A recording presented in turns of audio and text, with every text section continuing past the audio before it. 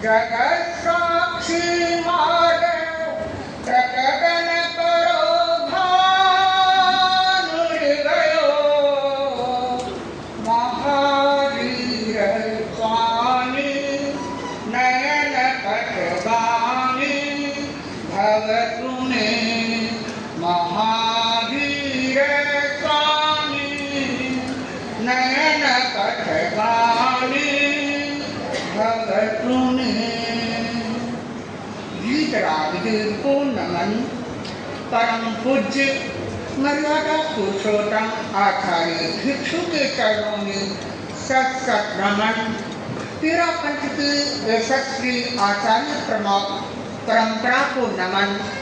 वर्तमान में महातपस्वी महामनस्वी आचार्य श्री युग प्रधान आचार्य श्री महाश्रमण जी के चरणों में सत वंदना।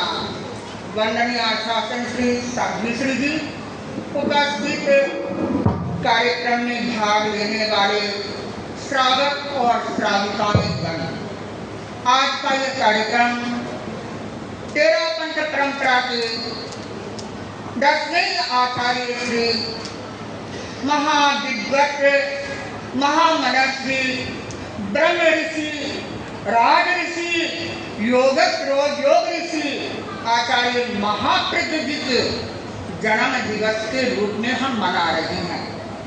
जन्म दिवस का यह कार्यक्रम मेरे कोटला में आया और हमने सोचा कि आचार्य महाप्रज्ञ जी ने पूरी दुनिया को एक नया संदेश दिया, एक नई खुराक दी, एक ऐसा उनका प्रवचन जो दिशा भी बदल देती है और व्यक्ति की दशा भी बदल देती है। ऐसे महान थे आचार्य महाप्रज्ञ। तब मैं आपको कहना चाहूंगी कि मैं कई बार सोचा करती हूँ कि आचार्य महाप्रज्ञ ऐसे महान आचार्य कैसे बने, उनके जीवन की क्या विशेषताएं रही जिनके कारण वे महाप्रज्ञ बने, योगी बने, ध्यान योगी बने, ज्ञान योगी बने और प्रेक्षा ध्यान के पुरुषकर्ता बने। उन्होंने कौन सी साधना की, तो मैं कुछ उनके जीवन की कुछ पहलुओं की ओर आपका ध्यान आकर्षित करना चाहूंगी। पहली बात कि उन्होंने 10 की अवस्था में इस धर्म संघ में दीक्षित हुए। माँ और बेटे श्री गालू जी मुनि नटमल नाम से आप यहाँ मुनि बने और मुनि बनते ही उनका पहला संकल्प कि मैं अपने गुरु के प्रति समर्पित रहूंगा। इतना समर्पण, गुरु जहाँ रहेंगे वहाँ बैठूंगा, जहाँ रहेंगे वहाँ रहूंगा और जो कहेंगे वो करूंगा। अद्भुत संकल्प, जिस संकल्प के आधार आचार्य महाप्रज्ञ बन गए। आज हमारा संकल्प कितना अधूरा हो है, कितना संकल्प करके टूट जाता है। वहाँ महाप्रज्ञ जी ने जिंदगी अपने संकल्प को निभाया। हमने देखा भी क्योंकि आचार्य महाप्रज्ञ ने बहुत हमें अवसर दिया। एक समर्थ व्यक्ति के धनी थे और सही में यदि किसी को महान बनना है, किसी को अपने जीवन को ऊंचा उठाना है, तो उसके सबसे पहला सूत्र होना चाहिए गुरु के प्रति समर्पण। दूसरी उनके जीवन की विशेषता थी कि वे बड़े विनम्र थे, इतने विनम्र कि उनकी विनम्रता को देखते तो हमें लगता था कि इतने महान आगमकार, भाष्यकार और आगमों का संपादन करने वाले आचार्य और विनम्रता ऐसी कि आचार्य ने जब विसर्जन कर आप आचार्य बन गए। उस समय आचार्य श्री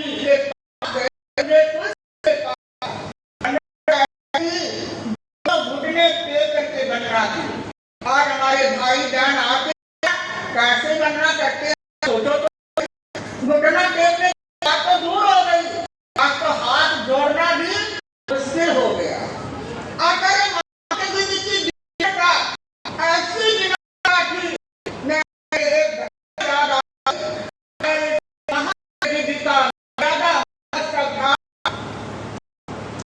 आचार्य महाप्रभु गीता मर्यादा महोत्सव टोहाना में था। एक दिन रात्रि कालीन का कार्यक्रम और उसके थोड़ी बुखार हो गई, तबीयत कुछ नरम थी, तो उन्होंने कहा आज का कार्यक्रम शादियां कर लेंगे। और उस समय कुछ शादियां गई और लगभग 10,000 की उपस्थिति थी। टोहाना बहुत अच्छा क्षेत्र है, वह 10,000 की रात्रि कालीन कार्यक्रम में उपस्थित थी। और उपस्थिति में उन्होंने प्रवचन दिया, भजन भी सुनाया, अनेक कार्यक्रम भी हुए। और कार्यक्रम होने के बाद घड़ी की सुई 10 बजा दी, रात की 10। तो साथियों ने कहा समय हो गया, मंगल पाठ सुन लो। सारी संगत वैसी की वैसी बैठी रही। 5-10 उठ करके गए, सामने ही गुरुदेव विराज रहे थे और जाकर के क्या कहते हैं, गुरुदेव कमरे में पड़ा थे आचार्य महाप्रभु जी। उसने एक सरदार था जिसका नाम था मनोहर सिंह। वो द्वारा बोलता बोलता गया कि वो रब कहाँ सोया हुआ है।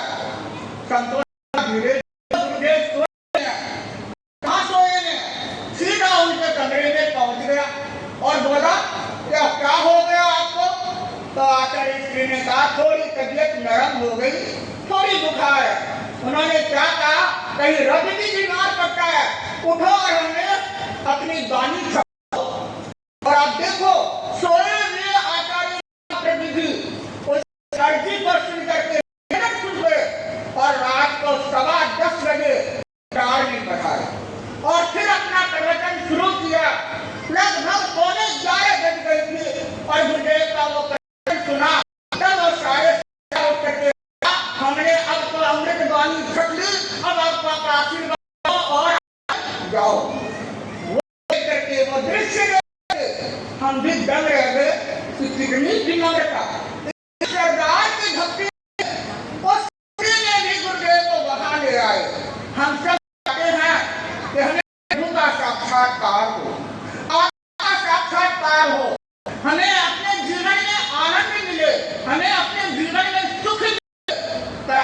जानते भाइयों, आनंद सुख महानता दिव्यता का गुण कब आता है, जब हम विनम्र बनते हैं, झुकना जानते हैं।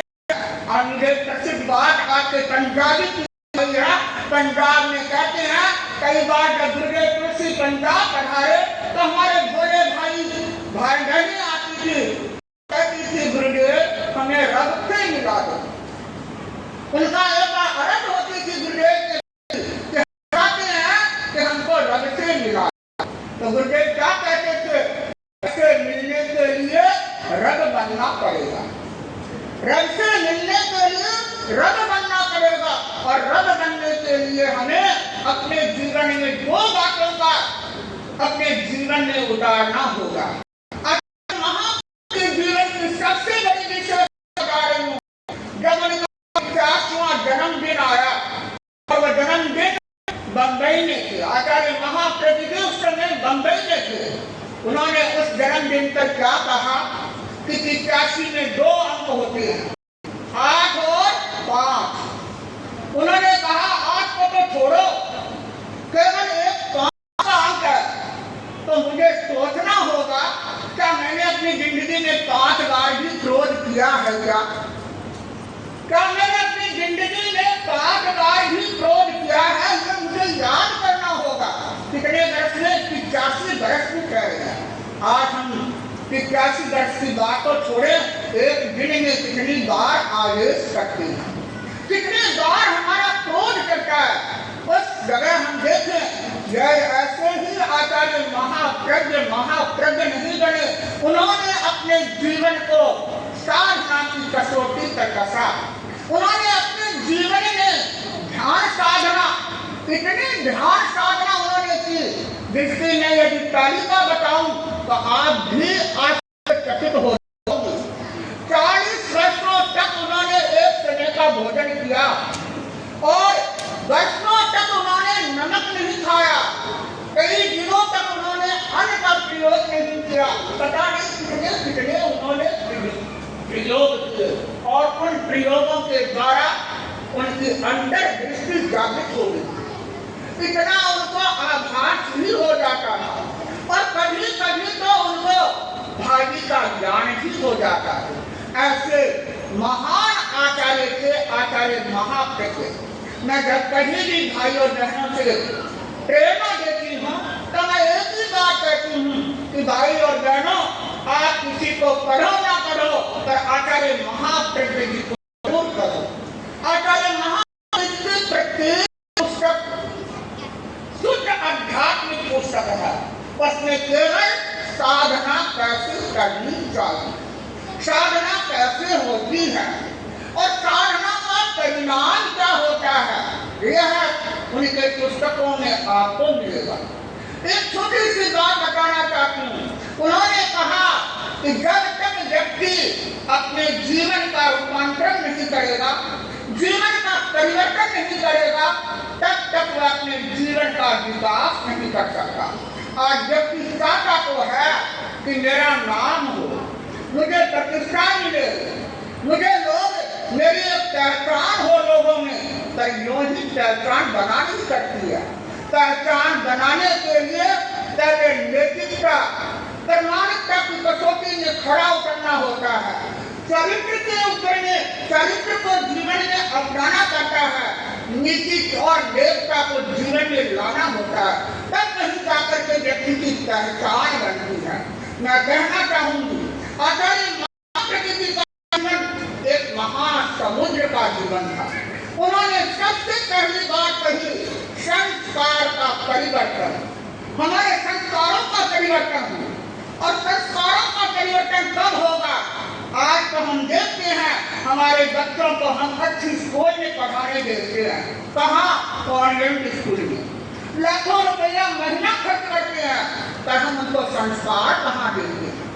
संस्कारों की कितनी कमी आ गई। एक बगीचे के अंदर माली ने देखा एक लड़का वृक्ष के ऊपर चढ़ गया और आम तोड़ने लग गया। जो ही माली ने उस बच्चे को देखा, उसको नीचे उतारा और कहा तेरे पापा के काम ले जाता है, तुम आम चोरी करते हो, कहाँ है तेरे पापा? पर बच्चे ने कहा मेरे पापा वो देखो दूसरे वृक्ष पर बैठे हैं, वो भी आम चुरा रहे हैं। जब पापा भी ऐसे करेंगे तो बच्चे कहाँ संस्कारी होंगे? आज आवश्यकता है कि हमारे भाई बहनों में अच्छे संस्कार आए और संस्कार के लिए बहुत जरूरी है कि हम आदतों का परिष्कार करें, हमारी आदतें बदले। मैं कई बार कहा करती हूँ, आज हमारे पंजाब के अंदर में सबसे बड़ी समस्या आ गई है। हम जिस भी गांव में जाते हैं, जिस भी घर में जाते हैं, महाराज इस पंजाब को ये नशा लेकर के डूब जाएगा। मैं सोचती हूँ क्यों ये नशा आया कहाँ से? हम सोचे तो सही कि हरा भरा पंजाब जिसकी एक क्रांति थी, एक शांति थी, एक आनंद था, उस पंजाब की स्थिति क्यों बनी? इसलिए बहुत ज्यादा हम लोग भी जिम्मेदार होंगे। हमने ऐसी छूटें दी है, हमने कहीं अनुशासन नहीं रखा, कहीं हमारी मर्यादा नहीं रही, कहीं हमारी व्यवस्थाएं नहीं रही और कहीं हमने स्वतंत्रता का पूरा दुरुपयोग किया। और इसी का कारण है कि आज हमारे बच्चे वो असंस्कारी बन गए। आज माता पिता कहते हमारा ज्यादा लाड़ प्यार हमें भी ले लूंगा। हम ये बात को सुने कि आचार्य महाप्रज्ञ जी ने बहुत लंबी यात्राएं की, बहुत कुछ दुनिया को दे करके गए हैं। ऐसे महान पुरुष कभी कभी आते हैं, उन महापुरुषों को याद करना चाहिए, उनके संस्कारों को जीवन में लाना चाहिए। वे कितने बारे में चाहे किसी संप्रदाय आचार्य हो, चाहे हिंदुस्तान का कोई भी विद्वान हो, चाहे हिंदुस्तान का कोई दार्शनिक हो, चाहे हिंदुस्तान का कोई वैज्ञानिक हो, कोई भी व्यक्ति नहीं मिलेगा जो आचार्य महाप्रज्ञ को नहीं पढ़ा होगा, आचार्य महाप्रज्ञ जी से नहीं जुड़ा होगा। राष्ट्रपति से लेकर के और हमारे जितने राजनेता थे, वे सारे राजनेता उनके चरणों में आते और आते ही नहीं, समस्याओं का समाधान भी पाते, क्योंकि आचार्य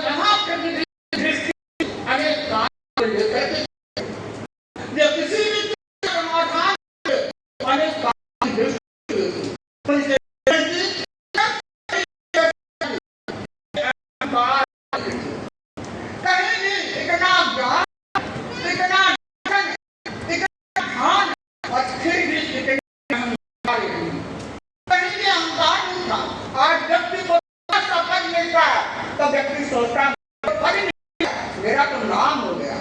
अरे पद मिला है, मिला करने सेवा करो, पद किसी मिला है, पद का नहीं मिला। और महाप्रकृति जीवन की सबसे बड़ी विशेषता जो भी विद्वान वो आचार्य देती है। तो मैं पंजाबी भाइयों से कहना चाहूंगी, क्योंकि आज हमारे इस कार्यक्रम में सारे पंजाब के लोग आए हैं और मलकपट्टा वासियों ने बुलाया है, इसलिए निमंत्रण भी दिया है। आपने वो निमंत्रण स्वीकार करके यहाँ आए हैं। मैं आपको खुद ऐसी प्रेरणा देना चाहती हूँ कि आप सारी से कुछ ऐसी चीज करके जाओ कि आपका जीवन भी सुखी बन जाए, शांत बन जाए। तो मैं गुरुदेव की जो सबसे बड़ी विशेषता बताई वो क्या, विनम्रता। और उस विनम्रता को हमारे जीवन में आ जाए तो अहंकार भी दूर हो जाएगा, क्रोध भी कम हो जाएगा और हमारी क्षमा के फूल भी खिल जाएंगे और हमारे जीवन में शांति भी आ जाएगी। इसी भगत ने कहा है, निमा होके चल बनिया नीले नो है रब नीलेगा, निमा होके चल बनिया नीले। अरे सब गा सकते हो, आपकी भाषा है। निमा होके चल बनिया नीले नो है रब नीलेगा, ये क्यों नीमा हो जाएगा, रब के है तू रब का, ये क्यों नीमा हो जाएगा, रब के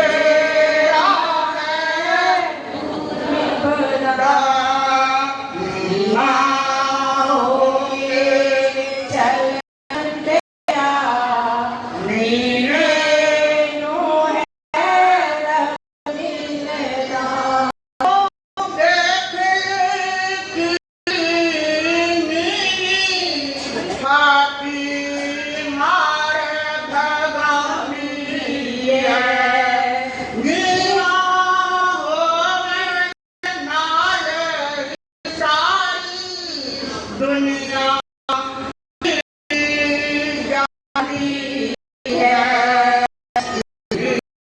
बांगू बन जाएगा, आगे